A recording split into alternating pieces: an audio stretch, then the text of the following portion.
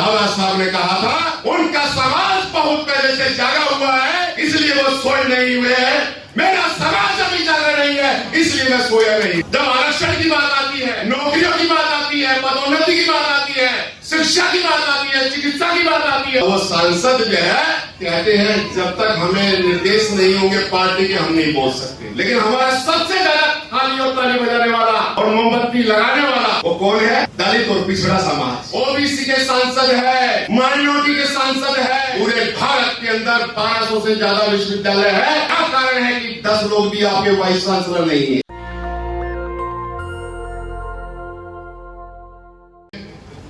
पत्रकार देश के तमाम बड़े बड़े लौह पुरुष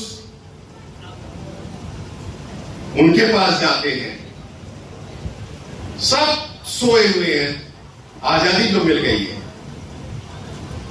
अंत में देश विदेश के पत्रकार, विदेशों के पत्रकार का एक दल विलंब से भारत में पहुंचा। वो सबसे पहले जहां वो गांधी के पास गए, सब सोए हुए थे। अंत में वो सोचते इस देश के अंदर बाबा साहब डॉक्टर अम्बेडकर है।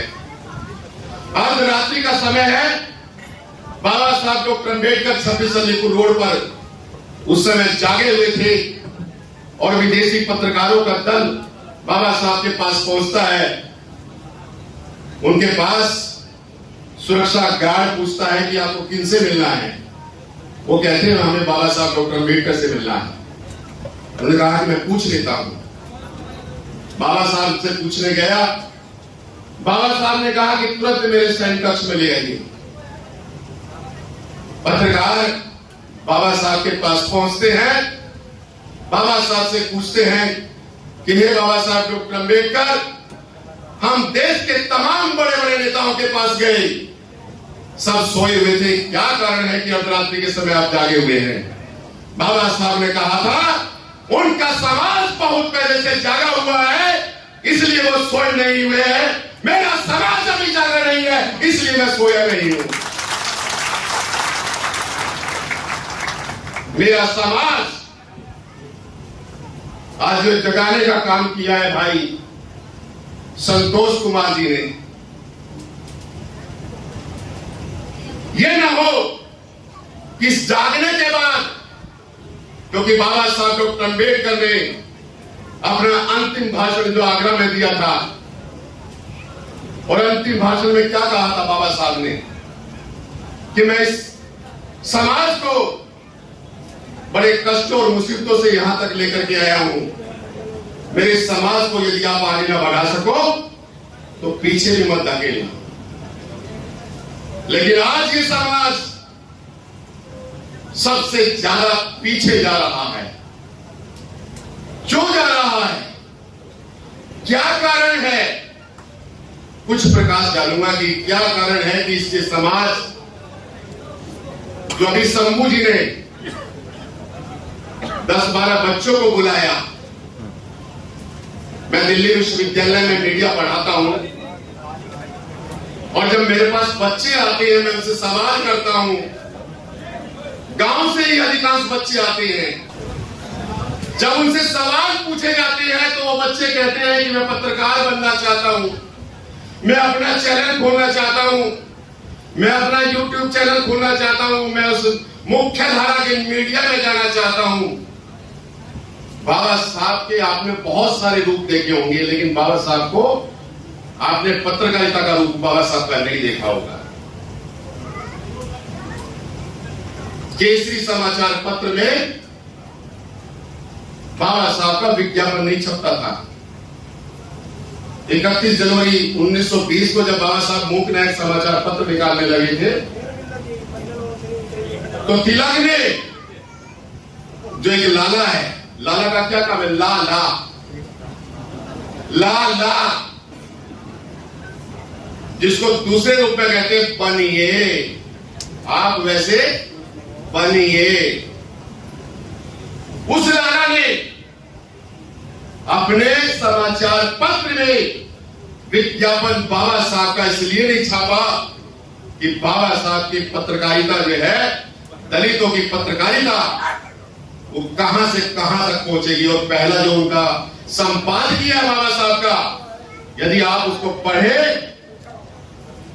कि समाज में सबसे ज्यादा धोखा कौन देता है। यहां कह रहे थे कि बाबा साहब का संविधान जब लागू हुआ, हमारे इस देश के अंदर 131 हमारे SC ST के सांसद है, 1000 हमारे विधायक है उस संविधान की बदौलत। लेकिन वो सांसद जब संसद में जाते हैं, तमाम अपनी पार्टियों से प्रतिबद्ध है, वो कोई भी नहीं बोलता वहां पर।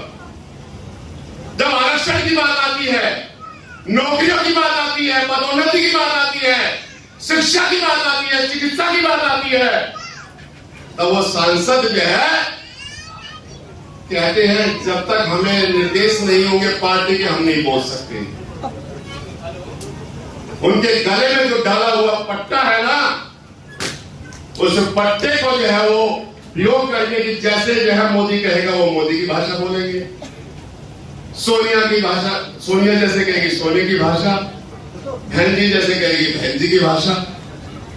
फिर कहते हो कि वो हमारे बीच से गया है, हमारा भाई है। आपका कोई भाई नहीं है, इस मुबालते में मत रहिएगा। जो ये कहे कि मेरा भाई है, मुझे भी, मैं भी 61 साल का हूं, 61 में मैं चल रहा हूं, मैं भी बड़े मुबालते में था। तमाम सांसदों के पास जाता था। इस देश के अंदर 1956 में जो है UGC बनी और पहली बार बाबा साहब ने आरक्षण का प्रावधान किया। 20 विश्वविद्यालय थे पूरे भारत के अंदर, उस समय आरक्षण का कोई प्रावधान नहीं था। 1975-76 में लगभग 500 विश्वविद्यालय थे इस देश के अंदर, और एक माई का लाल ऐसा आया जिसने कहा कि दिल्ली विश्वविद्यालय और देश के तमाम विश्वविद्यालयों में आरक्षण नहीं है, तो क्या किया जाए। पार्लियामेंट में क्वेश्चन उठा। पार्लियामेंट क्वेश्चन उठने के बाद पूरे देश के अंदर ये सर्कुलर जारी हुआ, लेकिन लगाया कोई भी नहीं। बात तो उठ गई आपकी, सांसदों ने उठा भी दी, लेकिन कोई भी टीचर नहीं लगा, कोई भी प्रवक्ता नहीं लगा।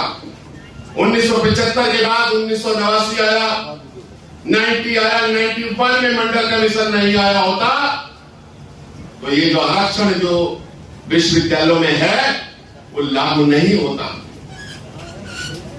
धन्यवाद है वो बीपी मंडल जी जिन्होंने मंडल कमीशन को लागू करवाया, किसी भी तरह से लागू हुआ। लेकिन इस मंडल कमीशन में कौन लोग आए, ये भी देखने की बात है। केवल पिटने के लिए कौन है? पिटने के लिए यादव और लाभ लेने के लिए सारी दलित ओबीसी समाज, पिटने के लिए चमार, लाभ लेने के लिए सारे के सारे। गाली किसको मिलती है? दोनों समाज को, और किसी को नहीं मिलती, किसी को नहीं मिलती है। लेकिन उसके बावजूद भी जब मंडल कमीशन भी आ गया, लागू नहीं हुआ, और इधर लालू आए, मुलायम आए, नीतीश आए, मुलायम, बीपी सिंह, पासवान, तमाम सब लोगों के पास में गया कि मंडल कमीशन लागू हो गया, विश्वविद्यालयों में आरक्षण लागू कराइए। बोले कि यहां तो पहले से ही लागू है। लागू नहीं था, और उसके बाद लंबी लड़ाई मैंने जब जाकर के विश्वविद्यालयों के लिए लड़ी, 91 से लेकर के 97 तक कोर्ट में गया, लाखों रुपया खर्च हुआ, और जब वो विश्वविद्यालयों में पूरे भारत का मैंने भ्रमण किया, अटल बिहारी वाजपेयी की सरकार थी उस समय, और इसी उत्तर प्रदेश में मैं उस समय आया था 2004 के अंदर लखनऊ के बीच में। और जब मैंने आकर के ये बोला कि दिल्ली विश्वविद्यालय और पूरे भारतवर्ष के अंदर अकेले उत्तर प्रदेश में 75,000 वैकेंसियां खाली है, तो उत्तर प्रदेश के लोगों ने मेरा बहिष्कार कर दिया। उस समय समाज बहुजन समाज के लोगों ने कि बहन जी जो है जल्दी नियुक्ति करेंगी। कोई नहीं आता, कहते बहन जी, भाई जी, चाचा जी, अखिलेश जी, फलाना जी, कोई नहीं है, सब अपना पेट भरने वाले हैं। उनको पता है जिस दिन ये समाज जागरूक हो जाएगा, जिस दिन ये समाज खड़ा हो जाएगा, नेता क्या चाहता है कि मुझसे ज्यादा पढ़ा लिखा कोई आ जाए? कोई नेता नहीं चाहता, कोई नेता नहीं चाहता कि वो जो है मुझसे ज्यादा पढ़ा लिखा। अब मेरे से ज्यादा डिग्री किसी नेता की नहीं है। वो चाहेगा कि PhD, MA, MC, MPhil, MEd, BEd वाला आ जाए कोई? क्यों चाहेगा? क्यों? उसको तो चाहिए ताली और थाली बजाने वाले, ताकि कोरोना जल्दी से भाग जाए।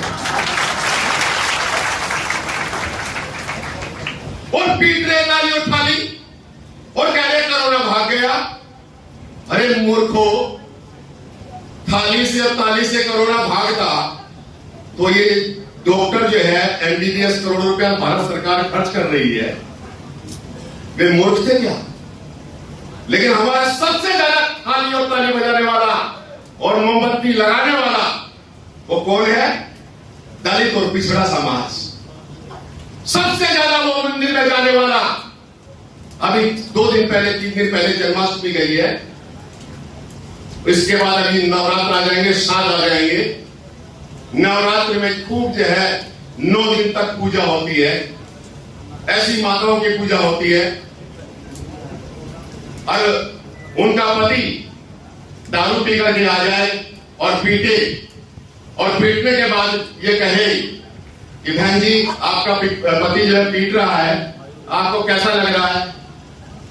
तो वो क्या कहती है? हमारा पति हमारे को जितना पीटे पीटा रही, हमारा पति हमारा देवता हुई। वाह, ये देवता है हमारे देश के। और 33 करोड़ कहां जाएंगे? 33 करोड़ कहां जाएंगे भाई? अगर वो सारे ही देवता हो जाएंगे तो मित्रों, वो दारू पीने वाला तो देवता हो गया, और मेरे जैसा शाकाहारी जो सही ज्ञान देने वाला है वो कहेंगे मूर्ख है जो आ गया यहां अंबेडकर नगर में। ये अंबेडकर नगर है, बाबा साहब के नाम से ये नगर है। यदि आप भी नीचे थे तो आने वाला समाज, आने वाली पीढ़ी आपको कभी भी माफ नहीं करेगी।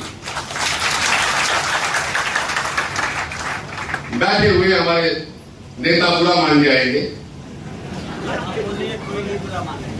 नहीं मान जाएंगे तो मेरा क्या? देखिए, हरियाणा का आदमी ना लेता है ना देता है। मैं सीधी बात कह रहा हूं, ना लेता है और ना देता है। अच्छा लगेगा तो अगली बार बुला लोगे, नहीं लगेगा संतोष मुझे 2-4 और गाली देके देके आते हो, अगली बार बोलना। तो मित्रों, मैं आपको बता रहा था, धीरे धीरे ये रिजर्वेशन लागू हो गया, और लागू होते ही जिन लोगों ने जो है कुर्ता पहनना नहीं आता था, शर्ट पहनने नहीं आती थी, पैंट पहनने नहीं आती थी, वे प्रोफेसर बन गए। और जैसे ही प्रोफेसर बने, उन्होंने अपनी लड़कियों से शादी नहीं की, उनको तो फिर जो है दूसरी लड़की नजर आती है। बचपन में हम एक गाना सुनते थे कि प्यारा एक बंगला हो, बंगले में गाड़ी हो, गाड़ी में मेरे संग पद्मा नारी हो।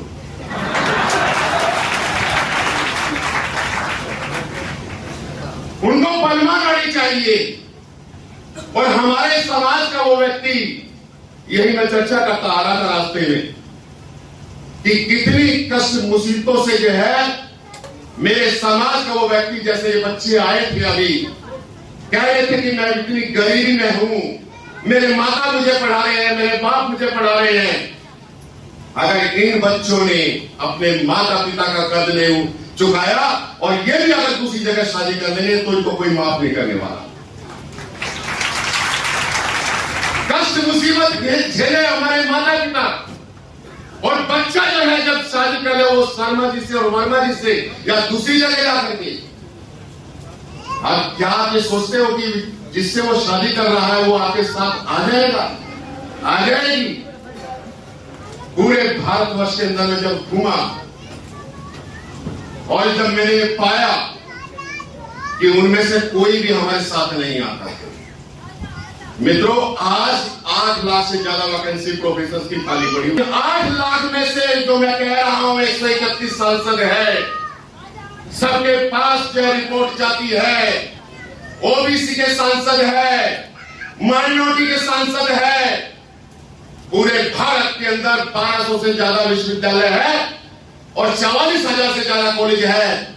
क्या कारण है कि 10 लोग भी आपके वाइस चांसलर नहीं है, जबकि होने कितने चाहिए थे? कम से कम जो है 600 वाइस चांसलर आपके होने चाहिए थे। 600। अगर 600 वाइस चांसलर आपके होते तो यहां ये हॉल हमारा वाइस चांसलरों, प्रोफेसरों और प्रिंसिपलों से भरा होता और हमारे बच्चे जो है ना और ज्यादा खड़े होते। लेकिन एक कहावत है, विधवा भी चाहती है बन जा बहना मोए जैसी, और जाके पाँव ना फटे विवाह सो के जाके पीर पड़ा। एक हीरोइन है, पीड़ा उसको होती भी नहीं है, कहती है कांटा लगा कांटा लगा, कहते कांटा लगा। अरे भैया, जिसको कांटा लग जाएगा वो इतना बढ़िया डांस करेगा, इतना अच्छा डांस करेगा। लेकिन हमारे समाज को कांटा लगेगा, लग तो चुका है, लेकिन वो कांटा दूसरे लोग लगा है। और उसको कांटा लगा है, अगर जिस दिन उसके यहां माइंड में लग गया, सही से लग गया, तो वो उन पार्टियों को छोड़ छोड़ कर ही आ जाएंगे। और आप में से कोई नेता होगा जो इस समाज की बात को आपको जानेगा, नहीं तो आप उस नेता के पीछे चलते रहिए, आपको कोई सुनने वाला नहीं, कोई सुनने वाला नहीं। अभी मैडम भी कह रही थी, समाज, और भाई भी कह रहे थे समाज।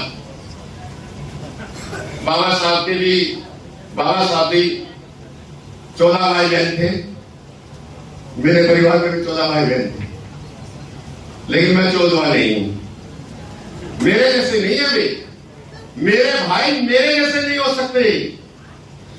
किसी कवि ने कहा है, जननी जने तो सिर जने, याद आता या नूर, और या जननी बांध के अलावा क्यों का नूर। जंगल में तो शेर एक ही पैदा होता है, बाकी तो सारे जो है किन्नर की तरह से होते हैं। जंगल में मोर नाचा किसने देखा? ये जो सभागार है, संतोष जी, अगली बार अगर मुझे बुलाओ तो सही समय पर। ये कार्यक्रम सभागार में नहीं होना चाहिए, इतना पैसा खर्च करते हो, ये बाहर जो है किसी ग्राउंड में होना चाहिए, और सबके लिए जो है, क्योंकि यहां तो आपने उनको बुलाया हुआ है, उन बच्चों को जिनको आज सम्मान देना है, उनको भी पता चलना चाहिए।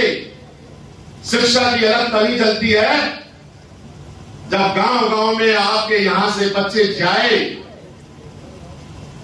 अगर ये बच्चे दिल्ली में होते, दिल्ली का शिक्षा का मॉडल, मैं आम आदमी पार्टी की टीचर विंग का पूरी दिल्ली का चेयरमैन हूं, आप हमारा मॉडल देखेंगे तो पूरे भारत क्या पूरे विश्व में जो है दिल्ली में शिक्षा का मॉडल जो है उसकी प्रशंसा हो रही है। हमारे शिक्षा के मॉडल को कल पूरे विदेश की पत्रकारिता ने दिखाया है, दिखाया। लेकिन दूसरे दल जो है उसको नहीं, ऐसा नहीं होना चाहिए। अरे तुम्हारे पेट में क्यों दर्द होता है? अगर तुम्हें करना है तो करो ना। दिल्ली इसमें, उत्तर प्रदेश में, उत्तर प्रदेश के अंदर लगभग 200 जो है स्कूल बंद कर दिए सरकारी, ये नहीं है। हरियाणा में 158 बंद कर दिए, गुजरात में सरकारी विद्यालय बंद कर रहे हैं। लेकिन कोई भी सांसद, कोई भी एमएलए बोल रहा आपका? क्यों नहीं बोल रहा? कोई नहीं बोलेगा। अगर दिल्ली के अंदर शिक्षा का जो है मॉडल के लिए शिक्षा के ऊपर कोई कुछ होता है तो वहां का हर विधायक बोलता है कि मेरे एरिया में ये कैसे हो रहा है, अच्छा क्यों नहीं हो रहा है। हमने शिक्षा के मॉडल को तैयार करने में अभी हमने 8 ऐसे विद्यालय खोल रहे हैं दिल्ली के अंदर जो पूरे विश्व के अंदर एकमात्र विश्वविद्यालय वो विद्यालय होंगे, ऐसे तैयार कर रहे हैं। करेगा उत्तर प्रदेश, प्यारे सबसे बड़ा प्रदेश, अच्छा प्रदेश। कहां का प्रदेश अच्छा प्रदेश? मैं तो गाड़ी से आ रहा था, लस्सी खाते खाते मेरा पेट में और दर्द हो गया। मैंने वो ड्राइवर कहने लगा सर कुछ खा लो। मैंने कहा भैया ये जो पानी पिया है यही बाहर निकलने लग रहा है। कहां से अच्छा मॉडल आएगा? अच्छा मॉडल आप बनाने वाले हैं, शिक्षक बनाने वाला है। शिक्षा का मतलब होता है the meaning of education A meaningful change in behaviour, व्यवहार में सार्थक परिवर्तन लाना। और व्यवहार में सार्थक परिवर्तन कौन लाएगा? मैडम लाएंगे, मैडम जैसे टीचर्स लाएंगे, टीचर्स लेके आएंगे, कोई नेता लेके नहीं आएगा। नेता तो आपको कटोरा हाथ में देगा, कटोरा हाथ में देगा नेता तो आपके। और ये कहेगा 5 साल 11 महीने 20 दिन। बुरा मत मानिए भाई, कोई जो लाइन में लगे हुए हो, मैं सही बोल रहा हूं। 5 साल 11 महीने 20 दिन कोई भी आपके बीच में नहीं आता। 10 दिन कच्ची पक्की जैसी भी है कचौरी पकौड़ी जो है खिला पिला करके उनके ठेकेदार, अब तो ठेकेदार पाल रखी है तू फलानी उसका चौधरी ना हो कोई बात ना, फलाने उसका चौधरी ये, फलाने उसका ये। आगे मेरे पास इतने लोग हैं, उसी चौधरियों की वजह से इस देश का बेड़ा गर्क हो रहा है, इस प्रदेश का बेड़ा गर्क हो रहा है। ये चौधरियों को समाप्त करना है आपको। ये गली गली में, ये जिले में जितने भी चौधरी है, समाज के चौधरियों को सबसे पहले समाप्त कर दीजिए, नेता अपने आप समाप्त हो जाएगा। ताली कम पड़ रही है, लगता है ये तो मेरे समर्थक बजा रहे हैं, उसके समर्थक नहीं बजाता।